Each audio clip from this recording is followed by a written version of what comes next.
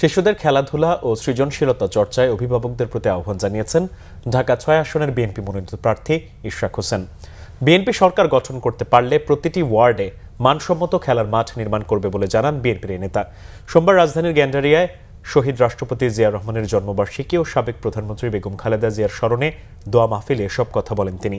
শিশুদের লেখাপড়ার পাশাপাশি খেলাধুলা ও সৃজনশীল কর্মকাণ্ডে সম্পৃক্ত হওয়ার ওপর গুরুত্ব আরোপ করেন ইশরাক হোসেন।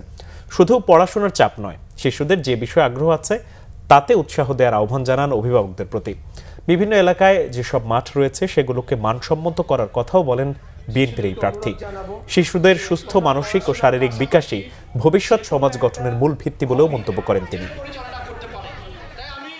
শিশুদেরকে অনুরোধ জানাবো যে তোমরা পড়াশোনার পাশাপাশি যে কোনো একটা হবি বা যে কোনো একটা ধরো গান অথবা নাচ অথবা গিটার অথবা কোনো একটা খেলা, ফুটবল, ক্রিকেট, ব্যাডমিন্টন, যে কোনো একটা বা একের অধিক, কিন্তু অন্তত একটা জিনিস তোমরা অবশ্যই চর্চা করবে। তার মধ্যে যদি আমাদের দল সরকার গঠন করতে পারে, প্রত্যেকটি ওয়ার্ডে আমরা একটি করে হলেও খেলার স্থান অথবা খেলার মাঠ শিশুদের জন্য তৈরি করব।